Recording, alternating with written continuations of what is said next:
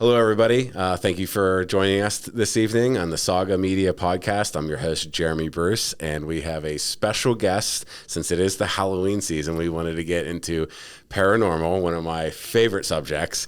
And today we have Diane Keally, a medium and paranormal investigator. And welcome to the show. Thank you. And I want to just introduce you and maybe introduce yourself on what you do as a medium and paranormal investigator, and we'll roll through how that all got started and the passion of it. Well, first of all, thank you so much for inviting me to be here. It is absolutely my favorite subject too. So how did I get to this point? I work a corporate job by day, just like a lot of other people. But ever since I was little, maybe preschool little, I had spirits showing up in my bedroom, and I would see them and talk to them and had an imaginary friend. And my family always encouraged it. They never discouraged it. And I just never knew any different. To me, just spirits were everywhere, and I always talked to them, and that was just the way life was. As I got older, I realized that this was something that not everybody else had, and eventually I found my way to Lilydale, New York, which is a town of mediums. And I studied there, I had mentors there, and really learned how to do it the right way. So as I grew into my mediumship, I took the spiritual part of it, and of course, I always saw spirits, and I thought, well, people call them ghosts and they make noises and they get stuck places. But I also know there's a spiritual side to it because that's part of my mediumship. So I really became fascinated with why is a spirit stuck in a place or chooses to go back to a place or, and how do we prove that? How do we go and find that proof? And so to me, I call myself more experiential whenever it comes to my both my mediumship and my paranormal investigating. When I capture evidence, I'm thrilled. That's exciting. But I'm just as excited if I just see something or hear something and I didn't catch it. So, yeah. So, all right, we'll go back to the beginning so you started hearing things, or you had a friend. How old were you when that first? When do you remember back? Probably the furthest that you knew something was different. Easily 4 or 5 years old. I could tell my parents, everybody who was in the house, who they were, what they looked like, spirit-wise, where they were in the house. The little bald Italian guy on the front porch, the tall guy with light brown hair, very skinny, who was in the hallway. They were all over. And then as I would go out, I would see them there too. I'd see them on the street corner, driving down the road. I'm like, Mommy, look, oh no, nobody's there, Diane.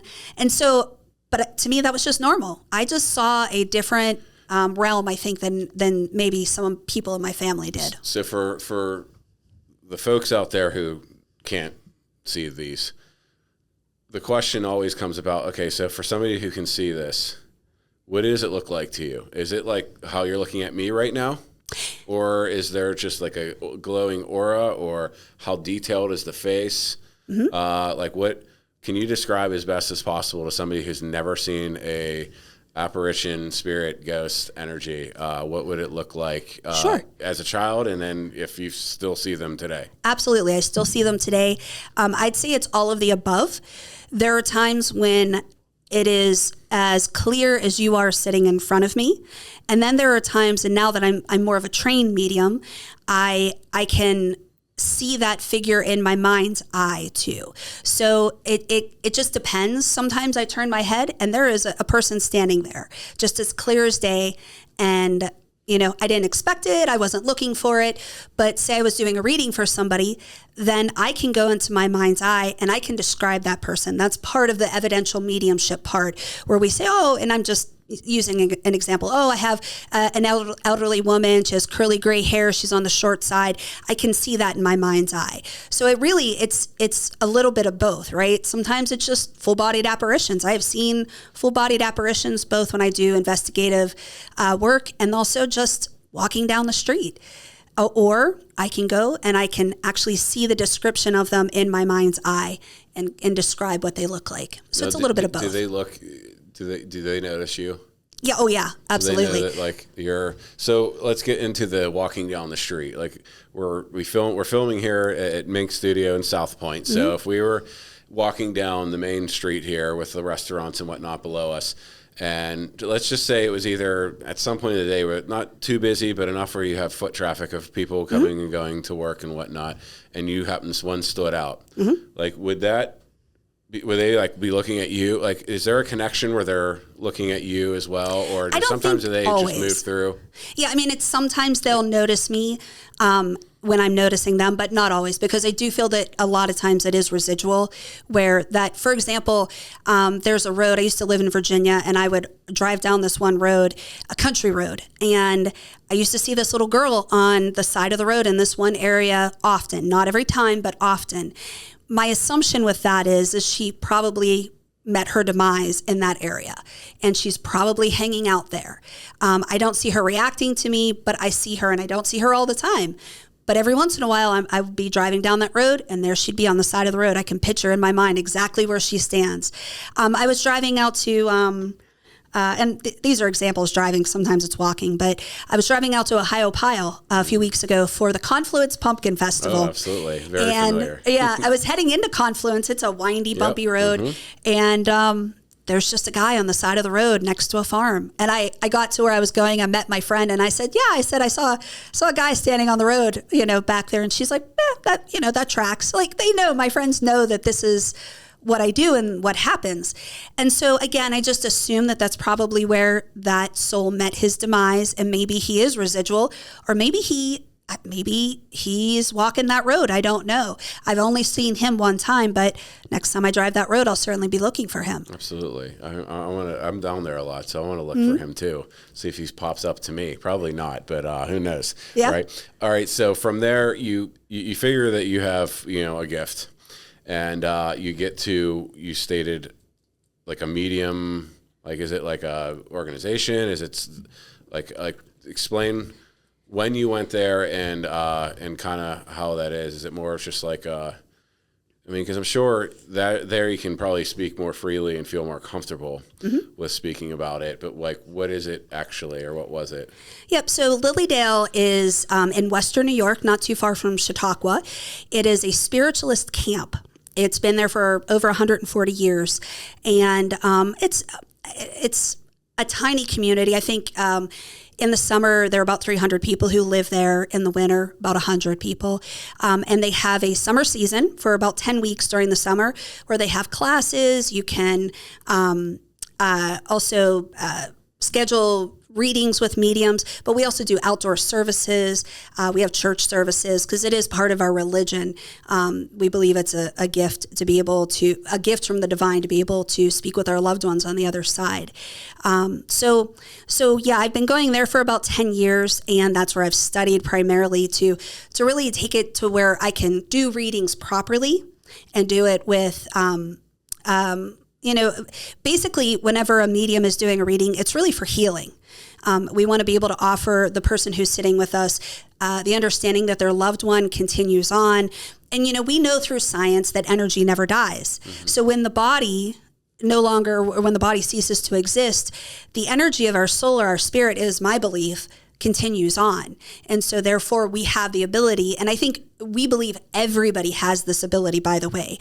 By going to Lilydale and taking some classes and being open-minded, we believe anybody can learn how to become a medium and to talk with our loved ones and talk with people on the other side.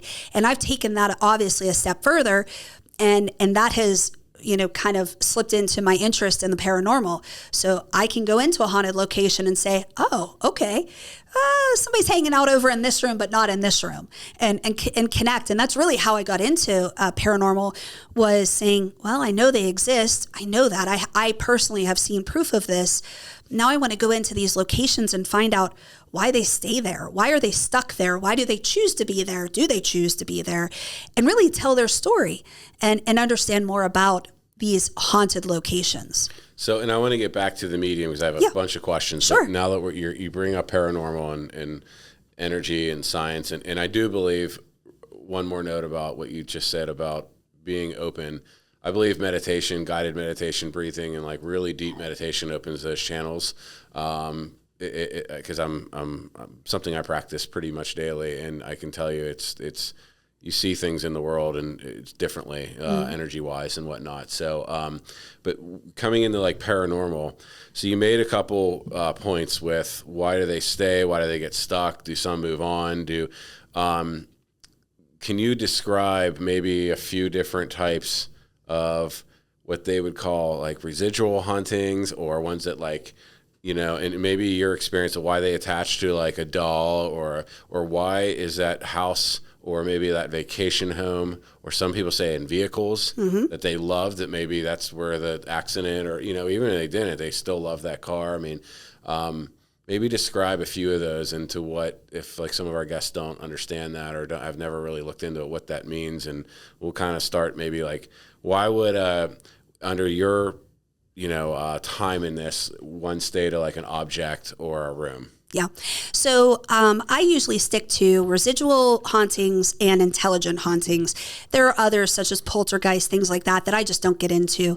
But let's talk first residual. Residual just means that it's stuck there, not stuck there, that there is an energy pattern. So say, for example, the example I use the most is, say you have the dinner table and mom and dad and the kids have dinner every single night, and dad sits in that chair for 50 years and has his dinner every night at 6:00.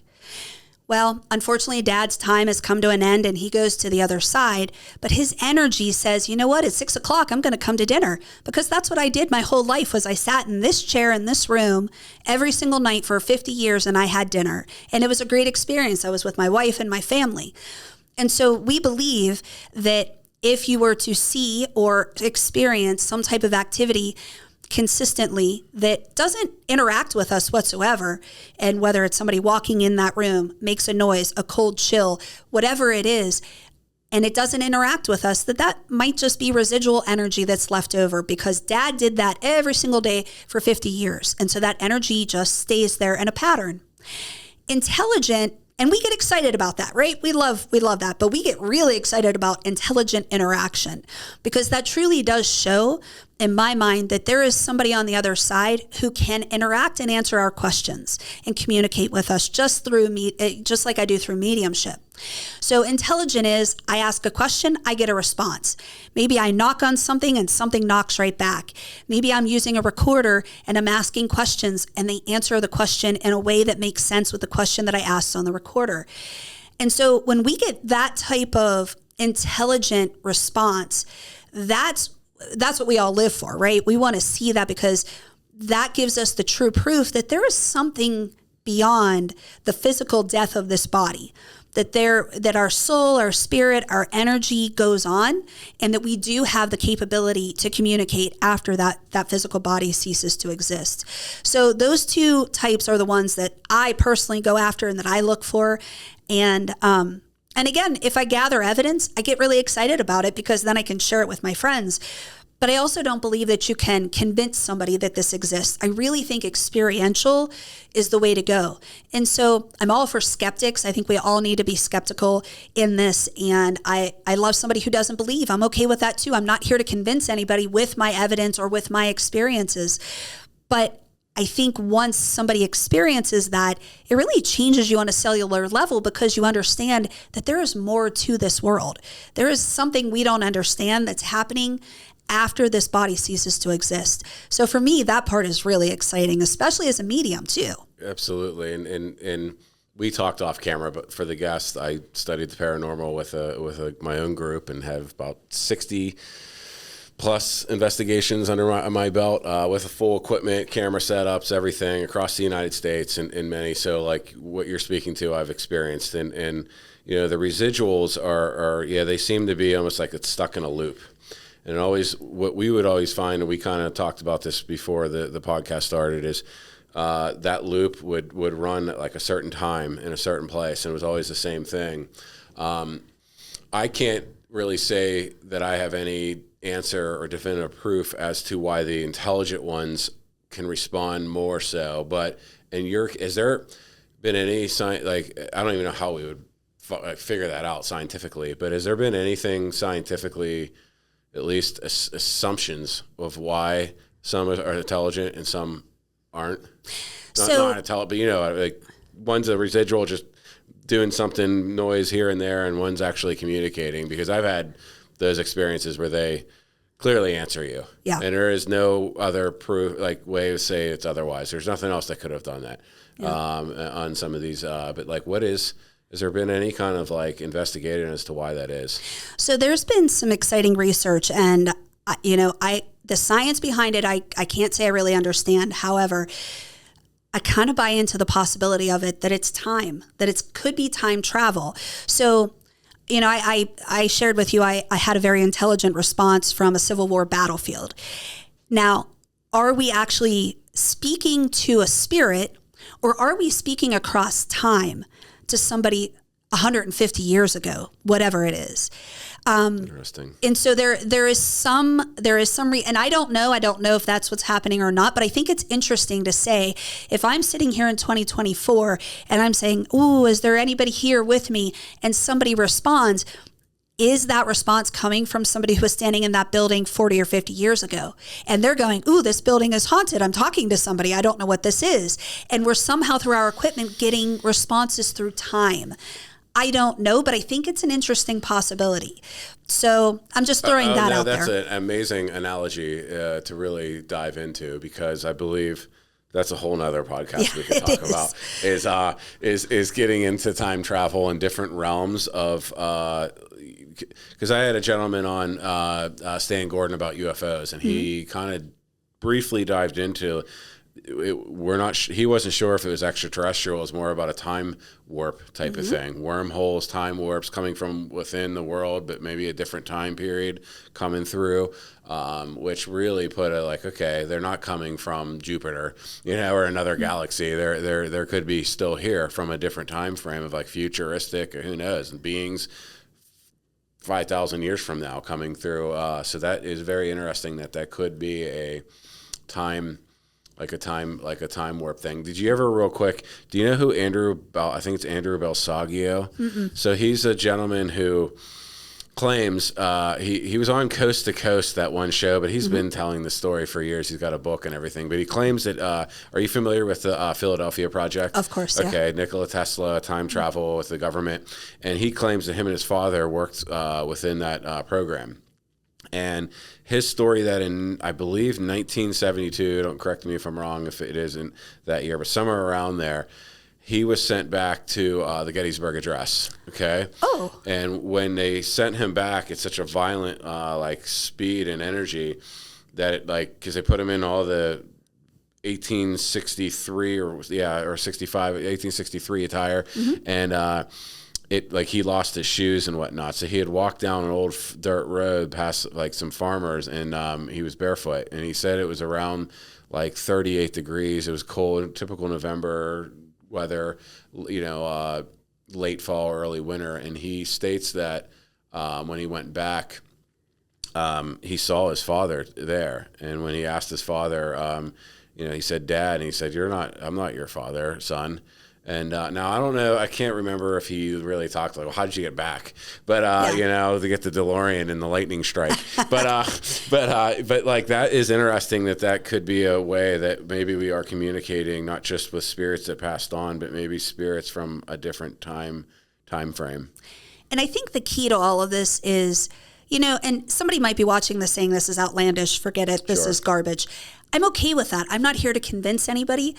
Just keep an open mind. There has to be stuff in this universe that we don't understand yet. Absolutely. And that's what I chase, right? And I think that's what you chase. And that's what we just want to see evidence of it and try to figure it out. But I'm not here to convince anybody one way or the other. Give it a try. Experience it. And that goes with the whole going back to, you mentioned about they have to experience it to be able to understand it. You can't really tell, because a lot of people are just like, that's stupid, you're silly, you're crazy. But I don't know that you can really definitively say that that's not. I mean, it is scientific. The more I studied it, the less about chasing ghosts as to it was an energy and a scientific, and there's something else beyond. That's not just the dead guy's ghost is hanging around, old man, River is hanging around his old farm. It's something with the energy still stuck here. Yeah. And energy doesn't, it flows.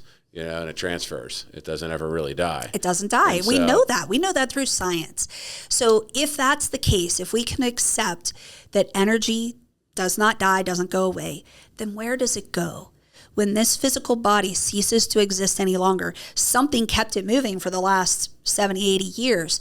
Where does that energy transition to?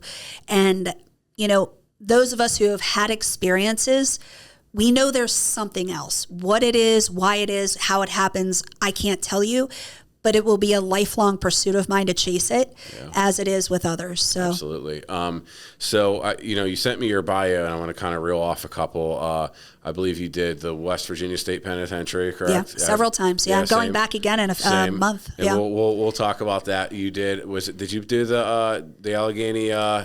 Trans-Allegheny? I was there like a month ago, and then back in July too. I didn't get to investigate. I just went in and did the normal tour, which is boring for a ghost investigation guy during the day too. Yeah. I'm like, oh man, nobody's going to come out now. But you know what? I do want to mention cold. that. Very cool though. I do want to mention. I'm not going to say it isn't. It's incredibly cool. All of these places, the history behind them is just as important as the paranormal, Absolutely. Right? Whenever I am doing a paranormal investigation, to me, to understand that history and appreciate it and respect it.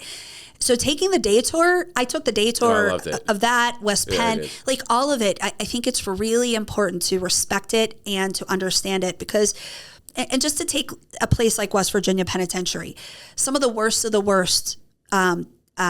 were incarcerated there, but they also died there. And I always try to remember that was somebody's child at one point.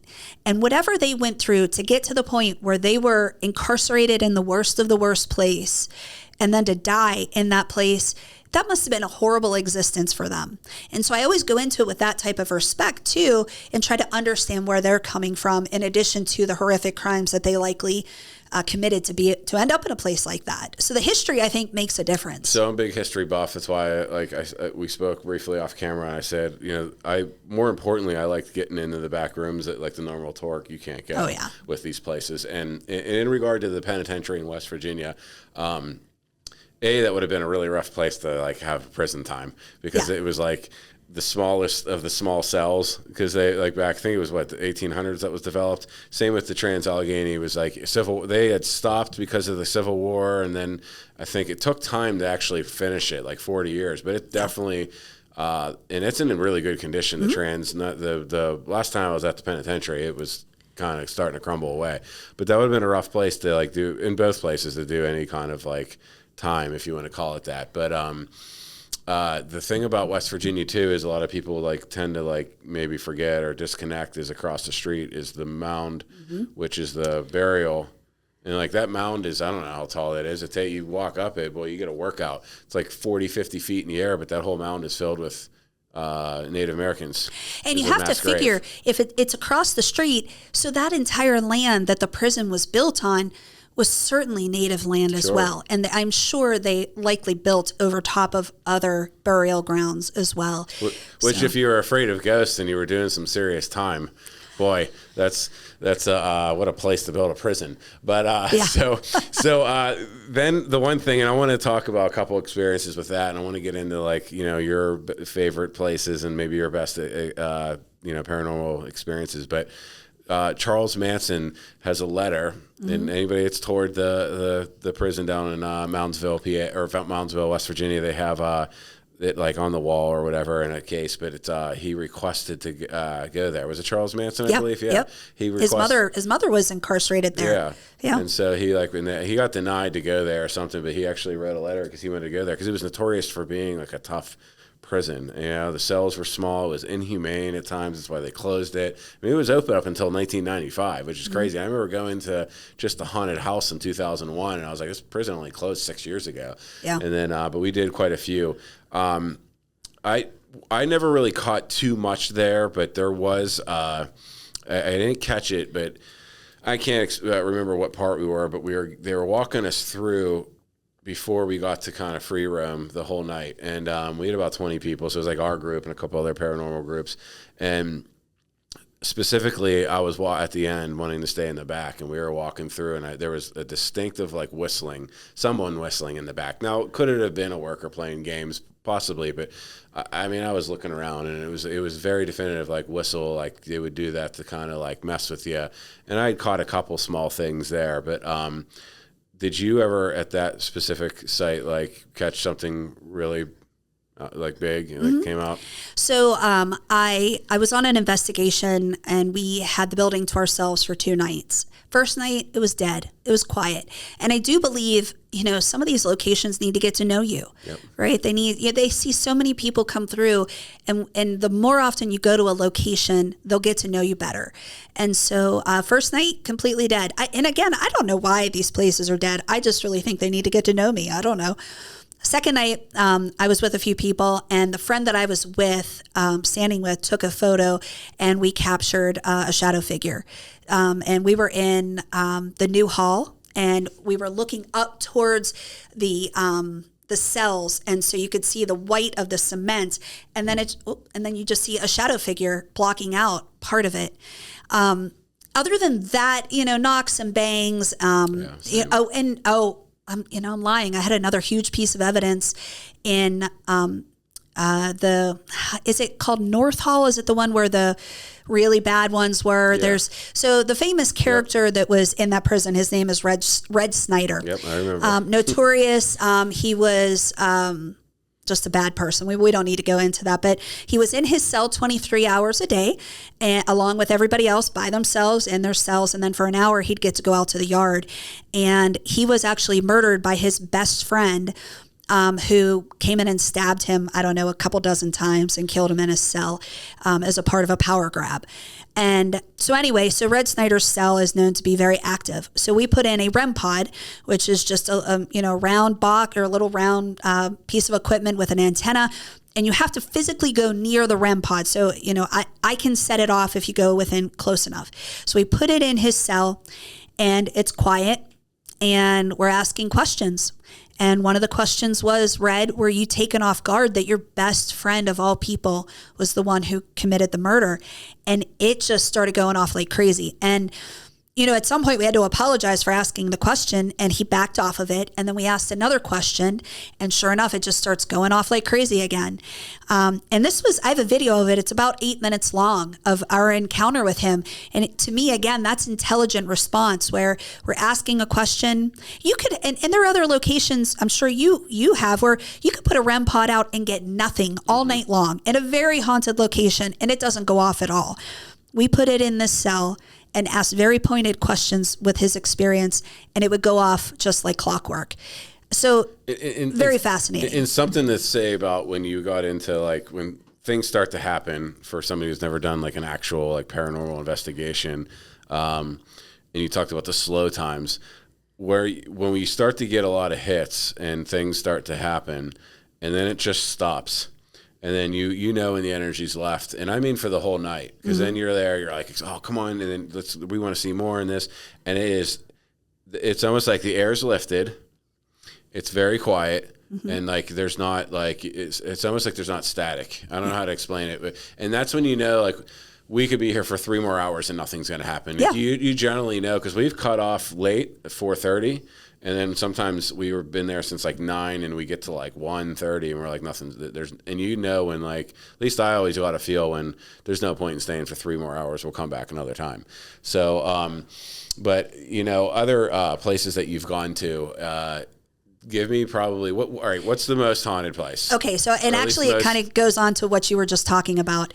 My best experience, the place that I just absolutely blown away is Sweet Springs Sanitarium in Sweet Springs, West Virginia. Okay. Never so been. Put it on your bucket list. We'll go. I'll take you there. The place is amazing. Awesome. All right. To call it a sanitarium, they probably threw that in the name because it was a sanitarium for maybe a few years. It was built in the 1700s by slave labor. There's still a slave cellar. So just the experience of that is horrific. It was built as a hotel. People like George Washington, all the way to Robert E. Lee, so through that time period was a hotel. Very famous people would go to this hotel. At some point, it turned over and became a sanitarium. There was a It was, I think, in the 1940s or so. And then it became a nursing home. And it closed, I think, 1992-ish, somewhere in there, 95, I don't know. So now it is, and it's definitely starting to fall apart, but they only do investigations and only private investigations there. So myself and 5 others went to this, and we're all seasoned, right? No newbies in this group. And there was activity almost the entire night. Knocks, bangs, made us physically nauseous. But there were a couple of instances that I will tell forever. So for us, the 3rd floor was the most active. And it's really, they call it the 2nd floor, but it's the top floor, the 3rd floor of the building. And if you look down, there's a nurse's station in the middle. And if you look down either way, it's a nursing home. There's rooms on either side.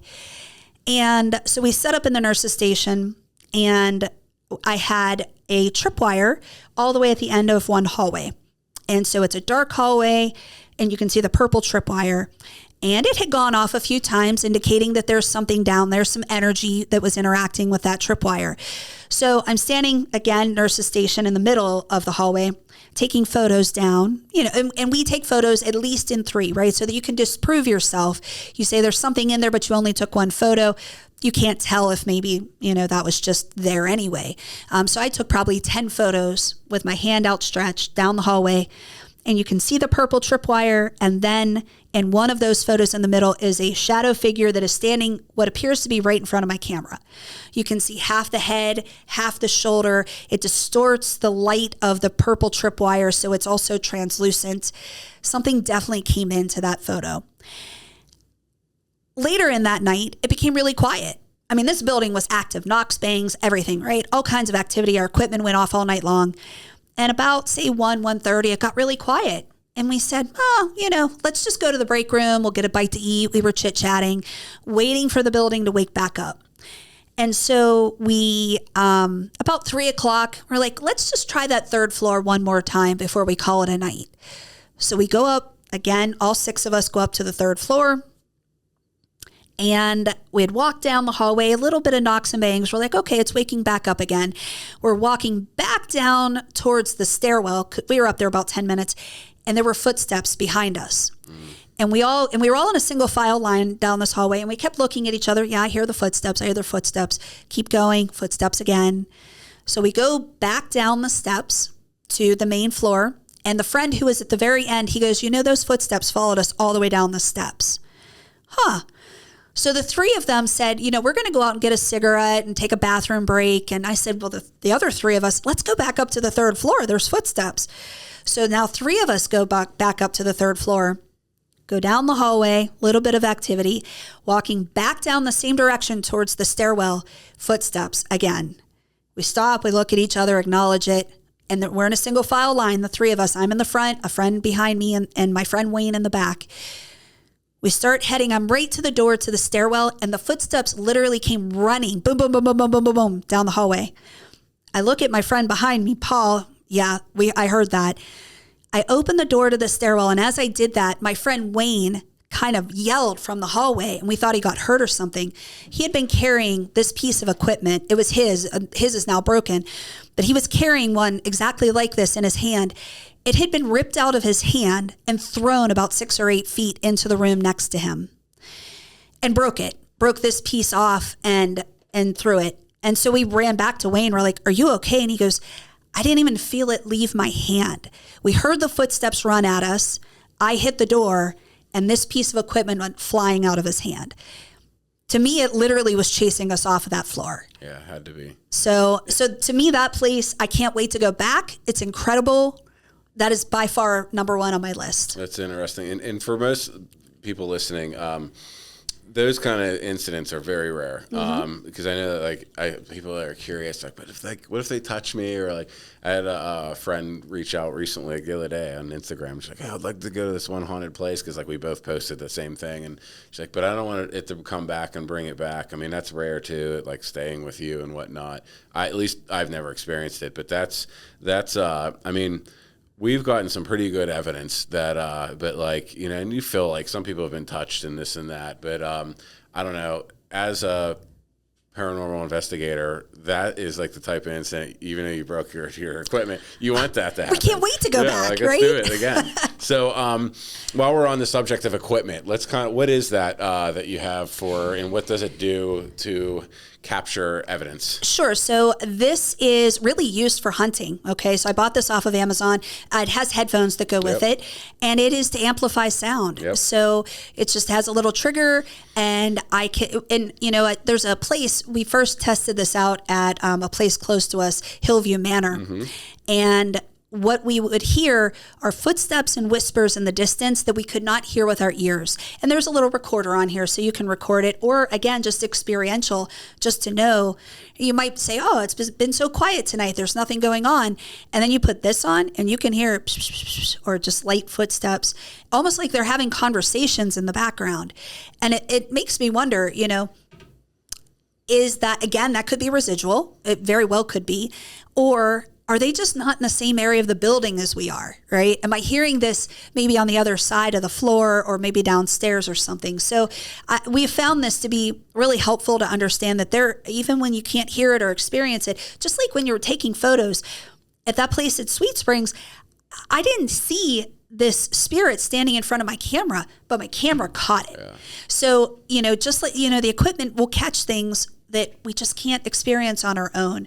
And so this has been really helpful in finding that. And that's, there's earmuffs that I have that actually have an on-off switch that amplify. And when you said that, I'm like, not all equipment is like specific for ghost equipment to all of our guests. It's some of it is like a hunting or like cat ball. Yeah. Right. This is one that I use every time I do an investigation, and it's literally a cat toy that's sold on Amazon, and it will stop blinking whenever I'm not touching it. And if something touches it, it starts blinking again. It's that simple. And my cats hate these. Yeah. But spirits love them, especially children, right? If you run across childlike spirits, they love the blinking light. And so right? I mean, what I tell people is you don't need a lot to get started.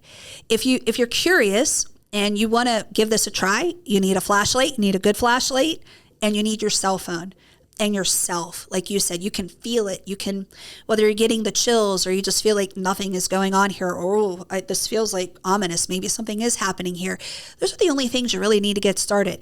Throw on $5 cat ball, a $15 meter. I mean, this is K2. So for everybody, generally this is like what's used by electricians, and you can kind of turn this on, and if you put it up to find, in walls. I mean, it was originally like an electrician device. So if they don't drill in and they don't hit like the electrical lines and whatnot, it's to find what's hot and what's not. But those lights light up and you'd be shocked how many but you'd be shocked that they would answer, and we would say make it go up all the way, yes for no, none, or 1 for yes, 2 for no, and they would respond all the time. Another good is like a digital recorder is like $20 at like Walmart or something. And I'm going to tell you, like, you really catch things on that. And then now with cell phones, there's so many like free apps that offer like ghost recordings and stuff that would like save it on the app or the phone that you might not even need to buy as much of this equipment. It's we actually had like our monitor at the desk, somebody would be at the home base. We had 4 cameras, like digital, and we would line them all up in certain areas, and then we'd have 4 or 6 screens on the monitor. Somebody would watch. It was pretty interesting. I mean, I think like once or twice we caught some stuff on there, but and it's actually like fun, I think, to get the equipment and like test it out and see what works and what doesn't. Like some people would want to use this all night. I would like love to have like the sound thing, and like I'd sit in a room by myself for like 2 hours and just listen. What would really be cool is if you could find a way to record into your headphones. I think you can. I was going to say, I bet you could. Oh, you know what? It does say record. I never do it, but I think, there is a way to do that. That would have been, that's totally cool. But the cat toy I've never thought of. Oh, yeah. My cats actually like those. Yeah. But another one was laser pointers. Mm-hmm. So there's a grid. They would get like, it's not one. It's like you turn it on, it's a grid, and things can move through there. We were down in St. Augustine, and I played you the clip where they had it, and the little girl liked the stars, but then there was a man that like spoke, and it was the creepiest EVP ever, and it was actually a video from like the phone.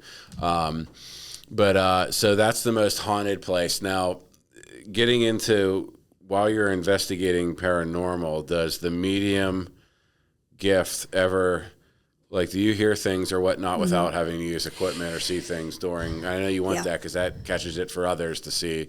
But what's it like being a medium in an actual haunted paranormal place? You know? Yeah.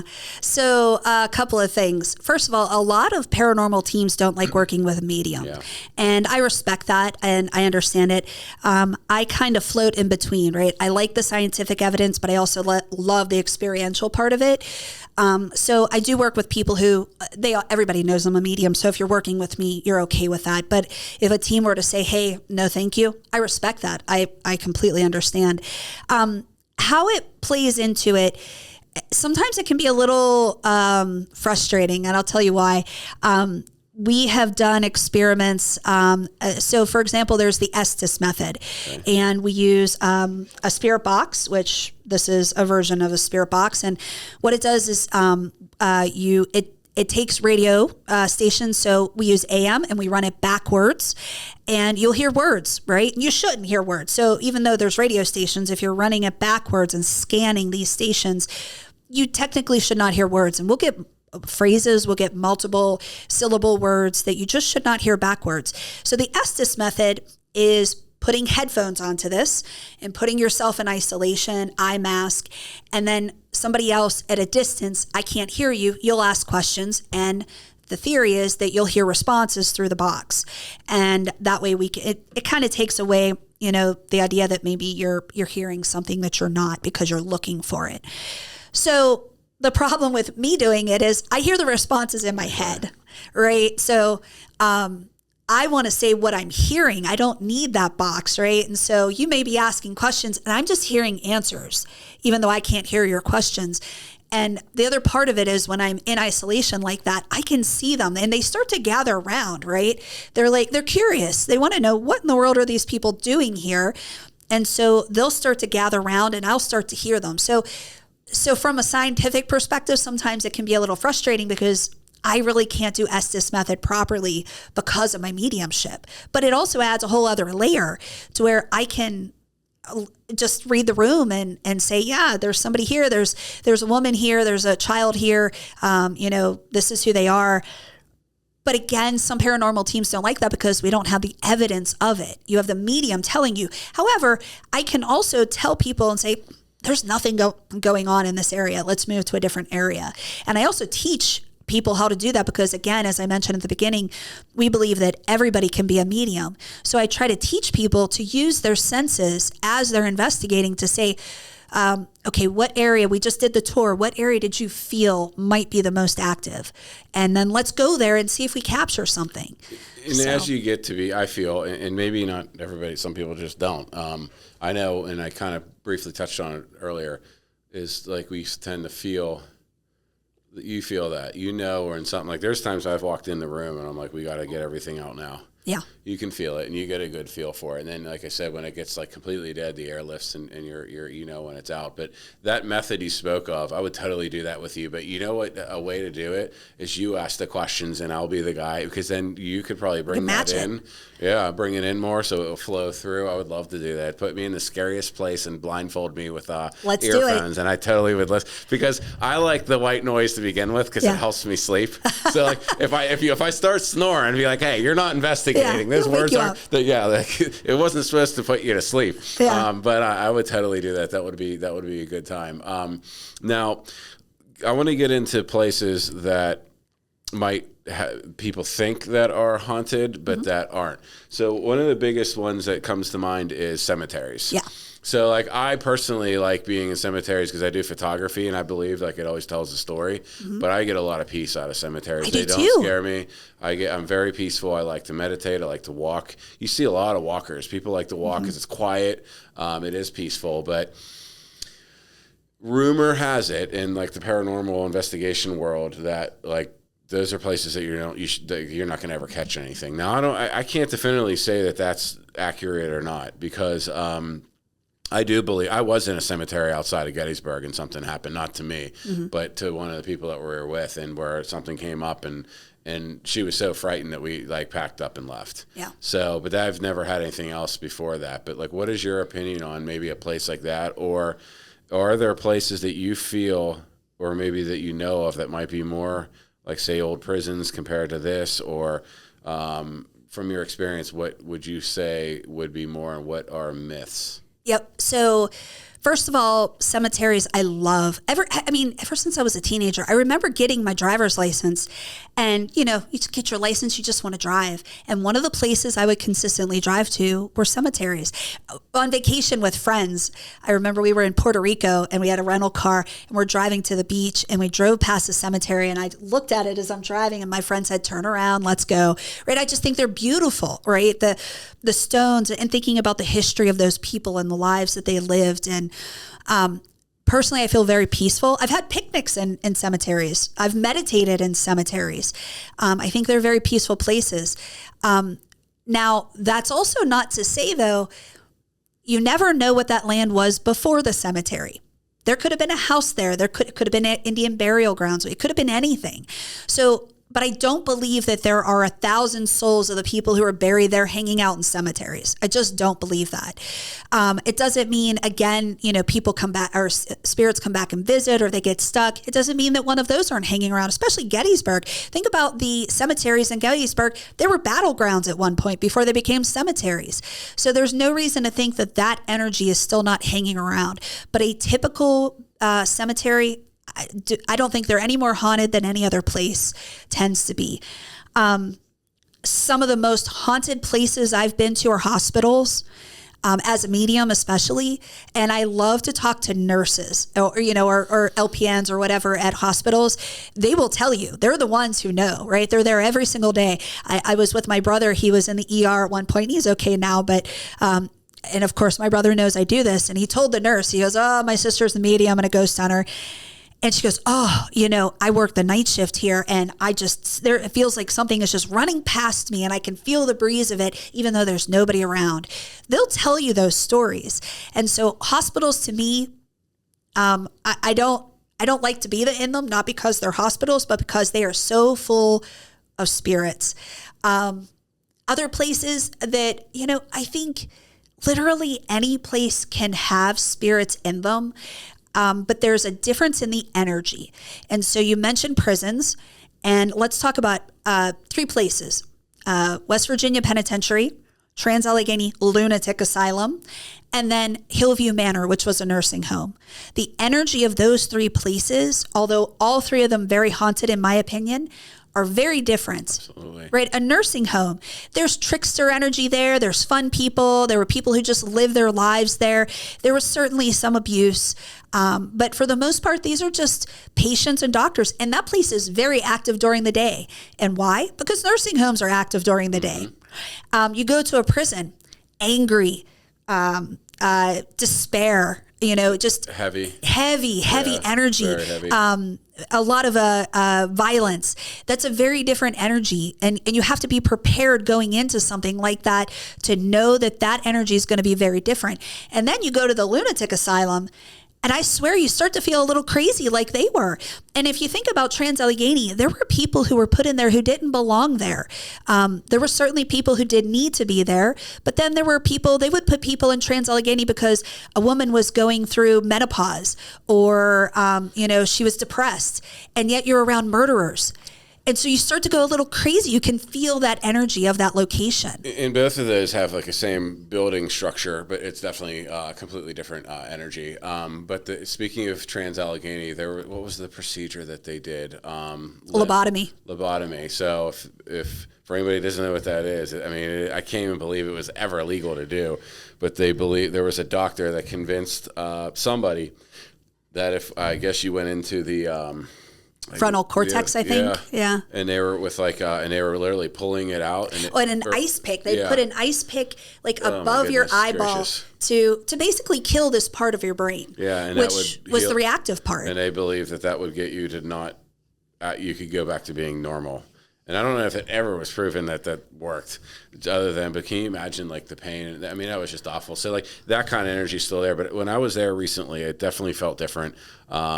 Than being in one of the prisons and whatnot, but it is interesting to see what the difference is of energy. Like you mentioned Gettysburg. So that's always one of the big hot topics and whatnot. And I've done a lot of investigations around there, from like the Cashtown Inn though, like my feeling on the battlefield, I don't get any heavy. I know the presence is there. I believe I've caught some things, and but I don't know if it's more heavy. But I mentioned off camera about the Cashtown Inn, and I'd stayed there in 2014. And at 2:34 a.m., something sat on the bed next to us, and then literally banging on the floor beneath us went down and looped back.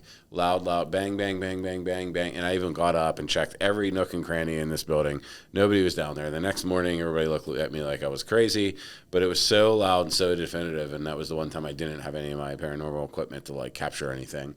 But I know that's always the way it happens. Absolutely. Yeah. I was like, nothing's going to happen. We're here on like a couples retreat. So that was pretty interesting. But now, in regard to like back to being a medium, do you like, where does your work in that space? Like, are you ever brought in? Have you ever done anything for like missing persons and whatnot? I haven't done missing persons per se. And honestly, I don't want to get into that realm. I could.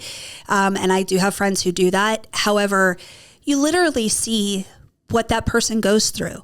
And I personally, I just don't. I have had information given to me before, and I do pass along if it happens to be given to me, but I don't necessarily want to astral travel or go and experience what that person, the tragedy that person has gone through. It's part of being a medium is also protecting your energy. Mm-hmm. And that is just a realm. Now, I have been brought into homes I'll give you an example. I had a friend years ago, I used to live in Virginia, and my friend, of course, knew I did this. And she said, I have a friend who thinks that her house that she has a demon in her house. The demon thing, I will say, I do believe in negative energy, call it whatever you want, but I think it is far and few between compared to what television shows and YouTube channels want you to think. When you find heavy, dark energy, it's really easy to tell, and you want to get the heck out of there. But my friend says, my friend thinks she has a demon in her house. Will you come and check it out and cleanse it if you can? Great, no problem. So I go to this person's home, and I walk through the door, and immediately I know there's no demon here, right? And so I asked the woman, she goes, okay, she says, the second floor bedroom, I have this painting of Jesus, and the painting keeps getting thrown on the floor. And I've checked the hook. There's nothing wrong. There's no reason, but it just keeps ending up on the floor, face down. There's a demon in that room. Okay, well, let me go up. So I go up. I walk in the room. There's no demon there. And I said, well, give me 5 minutes. So they leave. They go downstairs. And so I start talking to the woman who's in the room. There's a female spirit in that room. She used to live in this house. And I said, well, why does this painting of Jesus keep ending up on the floor? And she says, because it's ugly. Look at it. And so the woman literally, she goes, I don't mind a picture of a painting of Jesus. This one is ugly. She kept throwing it on the floor because she just didn't like the picture, the painting. So I go downstairs and I tell the woman who has the house, and I said, that's all it is. I said, could you get a different painting of Jesus? I said, she just doesn't like that one. Oh, so I go on with my life, and I see my friend a few months later. I said, how is your friend doing with the demon in her house? And she goes, oh, she still thinks there's a demon there. So, the mediumship part of me can kick in and say, no, I can discern what is there, what isn't there. But typically, no, I don't like to dip into the lower vibrating energies of looking for terrible things and getting into that. So what about with loved ones? Like, I'm sure you know who John Edward is. Mm-hmm. My mother used to love his show. He was on TV and whatnot. I don't know if it's real or not, but he was interesting. Yeah. Do you ever have encounters like that, or have you ever done that where like the loved ones come through? Because a lot of people all the time. want it. Yeah, I was going to say it's probably the most popular one. Yeah. The way I was taught in Lilydale is that this is for healing, that this is truly, somebody loses a loved one and they want to make sure they're okay. Maybe we had an argument before you died. Maybe we have unfinished business, whatever it is. Or maybe it was just a terrible illness, or maybe it was something quick and horrific and we didn't see it coming. And connecting with those loved ones and being able to give comfort to those still here on the earth plane is really where the part of my mediumship that I am most passionate about. And it doesn't mean we don't have fun with it too. Sometimes I'll do parties where I'll give messages, get 10 or 12 people together and they're having wine and cheese and whatever. And, let's give you some heavenly hellos from your loved ones on the other side. But for me, it truly, I like to be more in the healing space where you're going to get something out of it. To me, it's not a parlor trick, put it that way. I used to think when I was younger, it was a parlor trick. I remember being at a bar when I was much younger and, there was a guy who walked up to me and he said, how are you? I said, oh, today's my birthday. And he says, really? I said, prove it to me. And so I showed him my driver's license. Today's my birthday. You're going to buy me a beer? And he says, yeah. He goes, when's my birthday? And I said, oh, March 16th. And his face just went white. How do you know that? Okay, well, I didn't mean, sometimes it just comes through and it frightens people and it's not really what I mean it to be. And I've certainly hurt people because I didn't know the right way to go about it and to do things. I had a friend, I think we were 18, 19 years old, and her dad died suddenly of a heart attack. And it was around her birthday. And so a bunch of the girlfriends, we got together and we were just going to do like a movie night, pizza night at her house just to make her feel better on her birthday. And so there's her dad in the corner of the dining room, smiling, so happy. I could see his spirit there. He was just so happy and proud of his daughter. And we were just watching the movie. And so I tell a different friend, I was like, her dad's over in the corner. But that friend told her, and she, of course, ended up crying all night long. And so in my little 18, 19-year-old head, I'm like, this is bad. I'm hurting people with this. That was never my intention. So really, that was what going to Lilydale meant for me, was learning the right way to do it, learning how to help people, learning the right time, the right way to share their loved ones with them. And providing that healing. So I went to an event 2 years ago, and I mentioned it off camera, and I said I would tell, and I haven't told many people this, so this is like the first time that I'm going to say this out, and now it's going to be out in the world. But I go to December of shortly around the holidays, December of 2022, there was a winery in Pleasant Hills that did an event, and they had the sisters, and I can't remember their names exactly, but they're local, and I could link them if anybody's curious, because I thought they were pretty good. But they talked about, they did a lot of the murder mystery stuff, so they told the room there had been 100 people at this place. You got food, a couple wine tasting thing. It was a cool idea, and as they were going through the stories of their unsolved mystery cases and helping police and whatnot, finally I could tell the room wanted them to read the room. So they get, and I had said before, I said my mom will absolutely come through, because my mother passed away a number of years ago. She was involved in this with us, and very high passion for the paranormal and whatnot, and so spiritual world. And so they went to somebody in front, we were sitting back off by ourselves up on these stools while everybody was down at tables, and they read a family and had everybody crying and stuff. And he was the dad or whatnot, and they come over to us, and they asked us whose mother has passed away, and both of us were like, because I was not going to give them any, because they can read that as well. Don't feed the medium. You got to have it flat and just clear. Can't tell them anything even through the mind or think about it, because they'll pick up on it. So I wanted them to work for this. And when they asked, we're both of ours has, and then they started getting into some other questions. This one's really feisty, and I was I knew right there it was my mom. So I'm I just was quiet about it. And who I was with was she's no, that's not my mother. She's not going to come through. And so, which opened the door for them to come to me. And they start rolling through. First, they said, now my mom, they were asking about the stomach. Something's wrong with the stomach. And now my mom had cancer in her uterus. And so I had a tumor. And it was pretty severe at that point when they found it. But she said she knew. And then I had to disclose that because I wanted it to keep flowing. So then she starts getting into a couple other things that just about my family and things nobody would know. And about 2 months earlier, I had hung up. My daughter gave me a rosary from her Catholic school, and so it's still in my truck hanging there. And it used to glow in the dark, but now it's I don't know, the sun ruined it or something. But it's the rosary with the cross, and it's still hanging there. And after my mom had passed away, I saw her in the back of not this same vehicle, but in the vehicle I was driving 3 days later between death and the funeral and the viewing. and she was in the back seat. I saw everything. As fast as I saw her, it went away. She went away. And they're like, this rosary, where is this? The lady was really frustrated. I can't find it. She keeps talking about this rosary. Where is it? And that's when I was like, oh my goodness. And I said, the rosary I put 2 months ago, my daughter gave me, it's hanging in my rearview mirror. And she's like, because she's always in the back seat with you. I love it. And so that was wild. And my business partner actually saw them years before, and I had to run. I told him the next day, he's like, I saw them like years ago, and they had somebody, an old, really close friend that worked for his company, his construction company, that he was really close with, came directly to him and told him things that like nobody else would know. Yep. And so it was wild that happened. So now into like evidence and what you've caught. Well, can I just real quick touch on that? One of the hardest things to do as a medium is to accept that something, somewhere, someone is speaking to you with things you have no knowledge of, and then to have the confidence to deliver it.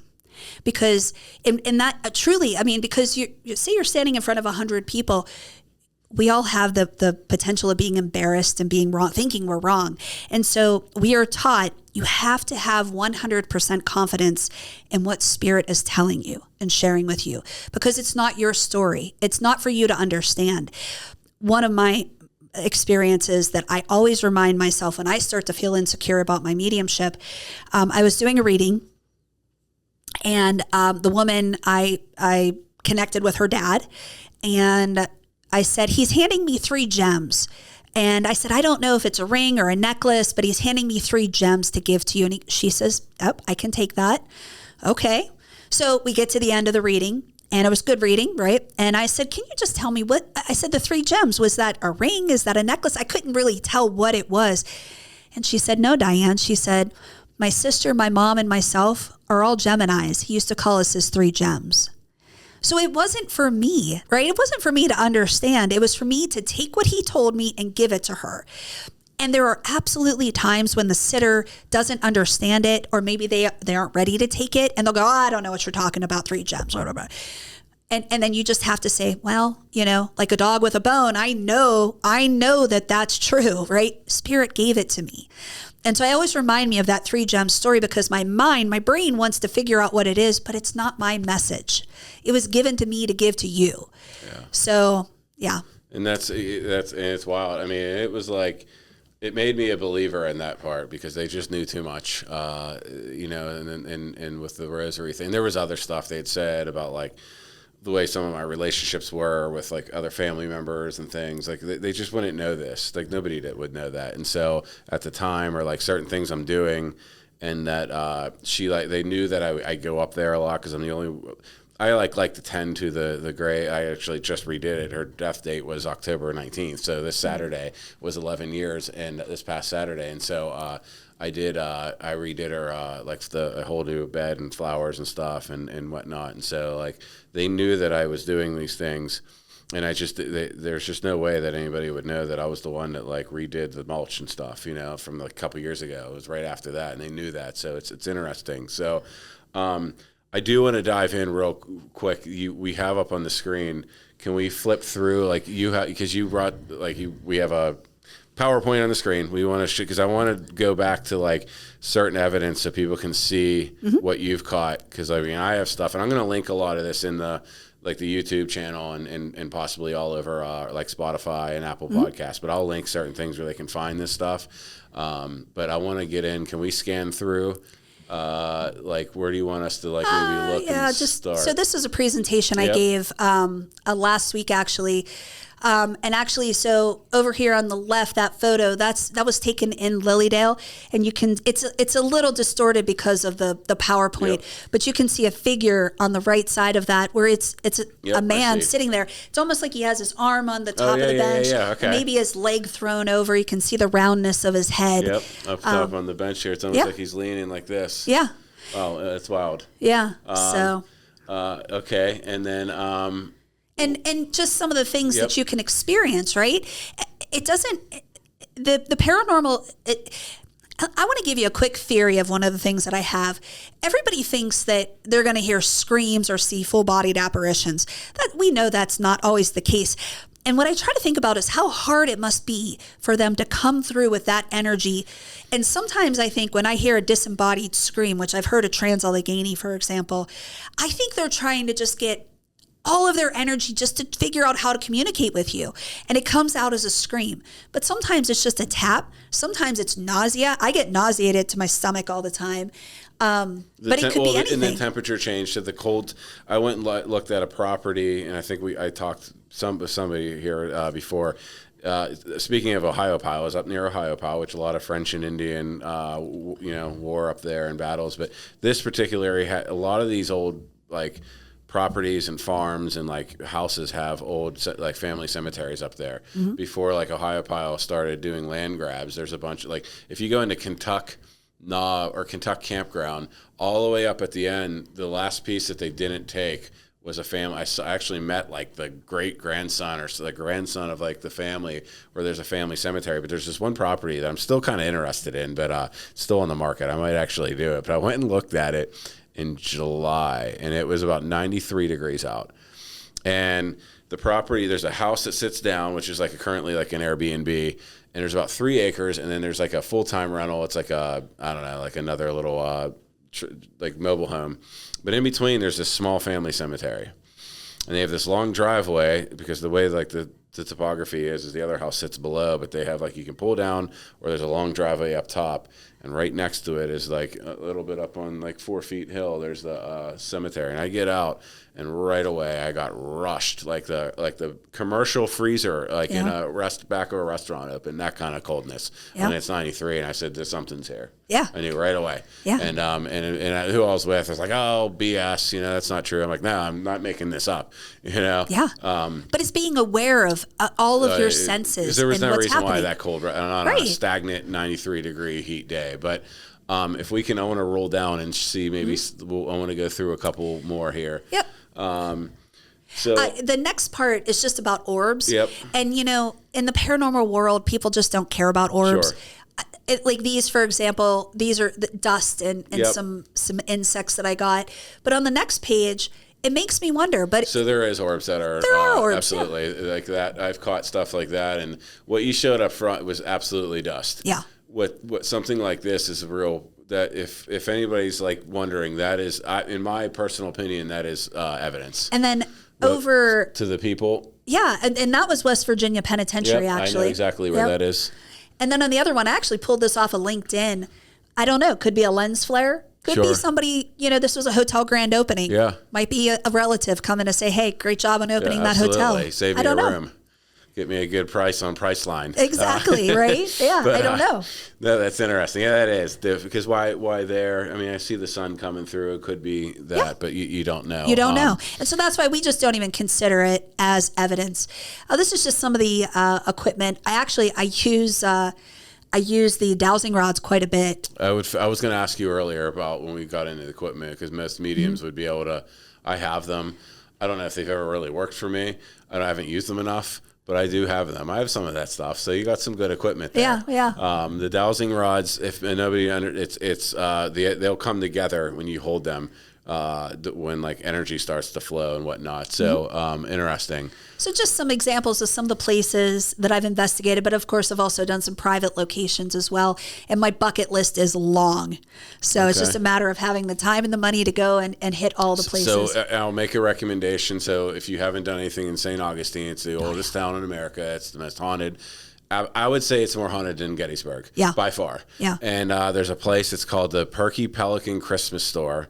I showed you some pictures. I'm going to try to link these pictures so everybody can kind of look these up, because we're not going to pull them up on here. But it used to be a bed and breakfast, but it's one of the original standing buildings because it's the oldest town. Like a lot of that stuff was burned down and rebuilt. And there was just, I caught a man in a mirror. There was just EVPs of men talking. So it's, put it on your list. Perky Pelican Christmas Store. They have great Christmas decorations, and the owners are wonderful people. If you ever watch this, you are so kind to me. Yeah. So, all right. So So you've been through, but what's still on your bucket list that you haven't gone to? You name it. All of Ohio, right? There's so many great Mansfield. There's so many great places in Ohio. obviously St. Augustine. But I mean, I would love to go do Alcatraz. I don't think you can do it. Yeah, there's just so many. But I will be honest, some of the best stuff that I've gotten has been in people's houses and in antique stores. Yeah, things so like crazy. That.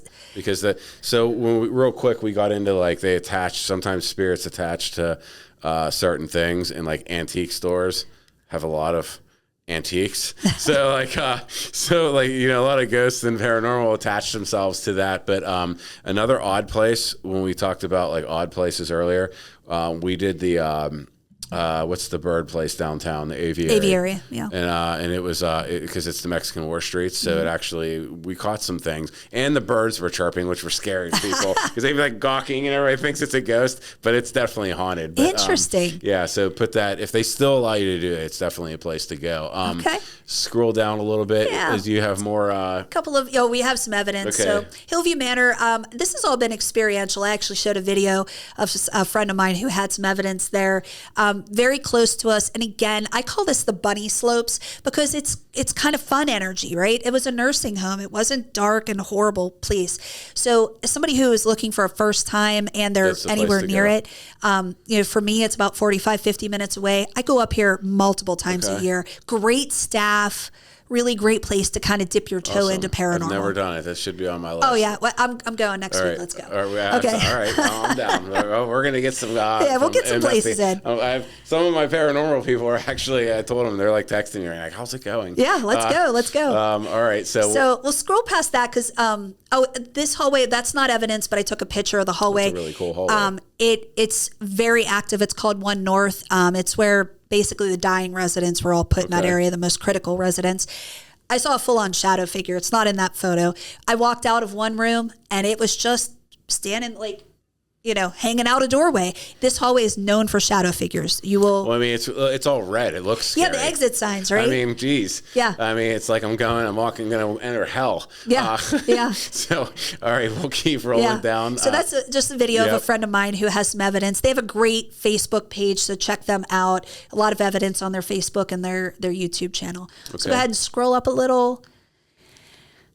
West Virginia Penitentiary. Again, awesome we spoke a little bit about the evidence there, and you're going to see that shadow figure right there on that photo right there. Oh, wow. Yeah. A friend of mine took it, but I was right beside her. Yeah.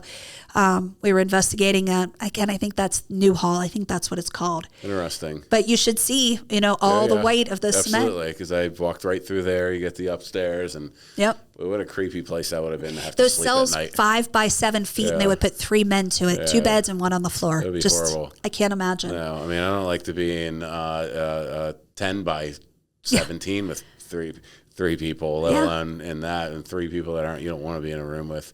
So that's that video I was talking about in Red Snyder's cell. And that's the box that you said it'll go off. A REM pod. Yep. So you can see the antenna sticking up. Yep. So if you get physically close to it, it's not like it's not like the K2 meter where it's energy. This is actual physical closeness. Okay. So something was breaking that barrier to set it off as we were talking to him about how he died.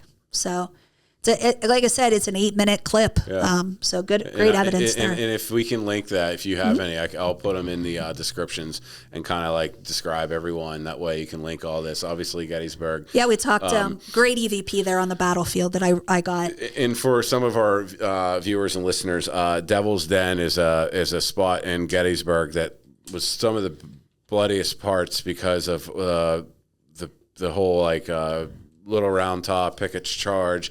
And it's almost like a spiritual place that was supposed to have this battle because there's these humongous boulders. You can climb up. You're 30 feet off the ground. There's tunnels in it. It almost looks like what was where they are all circle of those rocks. Oh, Stonehenge. Yeah, it's it's like a phenomenon type place, but it just happened to be one of the most bloodiest parts. Yeah, this whole area is just full of energy, and I agree with you. I wanted to mention when you said you don't always feel energy on the battlefield, and I don't disagree with that. When the last time I went to Gettysburg, I got there pretty late at night, checked into my hotel, drove down, I can't remember the name of the road, but it cuts through the Pickett's Charge field. Yep. It was raining. It was just a light rain. I was just taking a drive just to get on the battlefield. my skin was crawling just driving down this main road. And I was like, oh, I am not meant to be here right now. Like, it is active. And I literally went back to the hotel room because I was just it's never fear. I feel unnerved, right? Like, just, I can't stand it. I did the same thing the next night. I felt fine. So I really feel that energy waxes and wanes in these locations, and that's why sometimes we get activity and sometimes we don't. That night, and it was raining, so I wasn't going to investigate anyway, but the energy was unbelievable. The next night, it was quiet. So I don't know why that happens, but I definitely believe it does. And that's why, again, your body is your biggest instrument that you can use while you're ghost hunting. Yeah, absolutely. All right. Yep. And then if you can link or give me, if you have, or I can, because this one in particular, we heard it before, off camera. It's pretty good. It walks through an EVP where you hear somebody breathing and talking. I don't want to spoil it, but I definitely want to link that in. Yep. There's the Trans-Allegheny. Trans-Allegheny. So yeah, there again, more experiential. I was up on the top floor of the main building, and a disembodied voice, a man talking behind us. There was nobody else even on that floor at that time, but myself and the person I was investigating. We just, clear as day, heard a man behind us talking away. Back buildings, we were in the geriatric building, heard a woman scream. It was just make your hair stand up kind of scream. Again, a disembodied voice. And disembodied voice means we can hear it with our ears. This is not mediumship. You can actually hear it and you don't know why. And then we also had a lot of shadow figures in the medical building. So this one was more experiential, but incredible place. I mean, you know that, just place. Unbelievable. And they've kept it in really good condition too. That's what I like about it. 666 acres that it sits on. Yeah, it's amazing. I loved it there, and it was beautiful.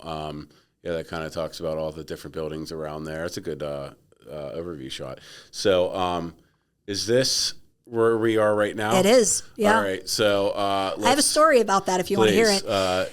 Because we're in South Point right now, as I said, at Mink Studio, and this is somewhere close to this exact spot. Yeah. Yeah, so, I mean, I would say a stone's throw and there were many buildings that took up Morganza, but this is the main building, which they tore down. I think it was around 2012, 2013. So I ran two of the hotels in this area. And after the building was torn down, and of course it heard a lot of stories, and we actually were having experiences in the hotel. The night auditor would tell me about, she said, I would get complaints calling the front desk saying, tell those kids to get out in the hallway. They're playing in the hallway. Nobody's in the hallway. She would hear toys. She would hear, I think it was a Jack in the Box or something, like an old timey toy. She told me she could hear just in the middle of the night. Nobody's around. But the experience that I had that sticks with me was I walked in the morning and front desk said, you're going to have a complaint. There's a woman who was staying here who's really upset. She saw a ghost in her room last night. And of course, this woman is visiting. She has no idea what the history of this area is. So I waited for her to come back, and comes back at like 5 or 6 o'clock. And you know, what happened? And she said, well, I woke up in the middle of the night and there was a teenage boy in a jacket, in a high school Letterman's jacket, clear as day, standing next to the desk in my room. She said, and she knew it wasn't a person. She knew it was a ghost. She said, I ran out of the room, went to my coworker's room and banged on her door and slept the rest of the night in her room. And I'm going to do that again tonight. Turns out the colors on that Letterman's jacket are the colors of Cannon Mac High School, which is the local high school here. She had no idea. She had no idea any of this. She's from some other state. Yeah, sure. So this area, and we've heard things like this, similar, janitors of office buildings who work in this area who have experiences late at night. And it is, and there's still a cemetery here from those children who died at Morganza. So. Wow, interesting. So it is nighttime, so you guys are going to have to stay and close up shop, Sorry. All right, we'll scroll through a couple more of these, and then I want to get into one last final thought here. So that goes into where we are on our site, what we just talked about. Bobby Mackey's was incredible. Scroll up, if you don't mind, to the next photo. There's a couple here. This is actually an orb. It's a video of an orb shooting out of that, but go to the next one if you don't mind. Oh, wow. There's two. So this is of the bar. Bobby Mackey's has since been torn down. It's over the river in Cincinnati, just over the border in Kentucky. Little red tail on a photo here. Oh, I see. But it's really the next photo that blows me away. So on this one, And again, we take photos at least in threes. Sure. So there were 3 of these. These are just 2 of them. In the left hand, this is of the stage. Left hand, there's nothing. On the right picture, on the left side of that, you can see an arm coming in with like a wrinkled sleeve. Right? Oh, I don't have anything to point at it. Yeah, right there. You got it. Exactly. Wow. And it's not in the previous picture. Yeah. And it's not in the picture after it. It looks like that would have been a cool place to see some blues and jazz music or a rock That band. place was incredible. And those kind of places seem to always hold spirits, like music venues like that, smaller ones, just because that's like a lot of energy is being exonerated there by playing and whatnot. And we had disembodied voices. We had a lot of interaction with the equipment. The place is incredible. I hate that they tore it down. I know they're rebuilding it, and it's still going to be on the same land, so we'll see. Yeah, who knows? See what happens. Okay, so now you have done public appearances recently, and so do you? I mean, I want to give you a plug here, and I'll let you run with it. So if anybody wants to like find you, how do they locate you? What's like a website, email address? Throw it all out there. I'll link everything, and then what you do, what you don't do, maybe briefly and. Yep. So I do not have an official website. Okay. You can email me at dkeally, D as in Diane, KEALLY @gmail.com. If you have a private residence or business that needs investigated, or you feel that, you need it cleansed, I've cleansed hotels before, I've cleansed businesses, I'm happy to do that. I do private readings. I don't do a lot of them because I'm busy with my day job too. I also do parties periodically where we do some fun things when it comes to mediumship. But, really looking for some more investigations. This truly is linking my mediumship with my investigation interests, linking those 2 together is my passion, and helping people. So if you're finding, you're having some issues in your house or your business and you're concerned, please reach out, and myself and my team, whomever's available, will come and check it out. I will say, one of the things I like to say is not everything is something. In fact, most of the time it's nothing. Mm-hmm. And, once we get it in our minds, just like the woman talking about the Jesus picture being thrown on the floor, really that was not a bad entity. There was somebody there, but it wasn't bad. And so, trying to help people understand I won't lie, I have come across some negative things too. So they're out there, but not as many. A lot of times it just gets into your head. Absolutely. So I'm happy to help. Really interested in any local or I'll travel, whatever. If you have a place that needs investigated, let me know. And if you are interested in a reading, reach out. I do have some openings. I just have them limited. Okay. And we are definitely going to do a investigation here soon. No doubt. Yeah. I want to get back into it. Yeah. I'm like pumped now. You're getting excited, right? Yeah. And it's like perfect. It's around Halloween. I'm like, what good time to find ghosts. And so, but do me a favor, scroll down just a few more. I want to show you. And I know we got to end up quickly, but I have the Sweet Springs shadow figure on there. Keep going a little further. Oh, there we go. I knew it was coming up. A little further. One more. There we go. Oh, wow. So nothing on the left. That was what all the photos looked like. And then in the middle was this one where you can literally see about a half a head, a shoulder. It's obviously distorting the purple tripwire light down the hallway. Something just stood right in front of my camera. It was unbelievable. So. And are you, if I can, are you okay with me linking this in so they can kind of see it has your information and whatnot? Yeah, that's actually a really good piece of evidence because it's rare to like catch things like this, just so everybody knows. I mean, it really is rare. So, no, I'll link that in. I'll put anything else you want me to. And then, we might be doing this again. Like we even talked about potentially like a live, investigation somewhere and hook up the cameras and stuff and put it on Facebook. So I would definitely invite you and be open to that. Yeah, let's do it. Bring some of the old ghost hunters who are texting me right now, how's it going? So I want to say thank you again. No, it's been an absolute pleasure, and we would love to have you on again. We can't wait to investigate with you. Yeah, absolutely. We'll do it. Thank you. Thank you.